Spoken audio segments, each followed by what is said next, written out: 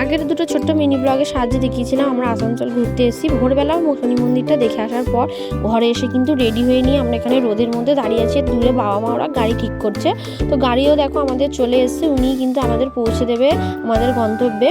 তো দেখো আশেপাশের সাইট সিনগুলো দেখতে দেখতেই আমরা কিন্তু যাচ্ছিলাম। এখানে দূর দূরান্ত বেলা 12টা অবধিও কিচ্ছু দেখা যায় না, এতটাই কুয়াশার, এখানে এতটাই ঠান্ডা। আর এই দেখো শাল বাগানটা কত সুন্দর দেখতে লাগছে। তো গাড়ির মধ্যে এত হাওয়া দিচ্ছিল, আমরা কানে যা পেরেছি চাপিয়ে নিয়েছি। আমরা দূরে ওই পাহাড়টা কারা কারা দেখতে পাচ্ছ আমাকে জানিও, কারণ আমরা নিজেরাই সামনে থেকে কিন্তু দেখতে পাচ্ছিলাম না। ক্যামেরায় কতটুকু ক্যাপচার করেছি জানি না।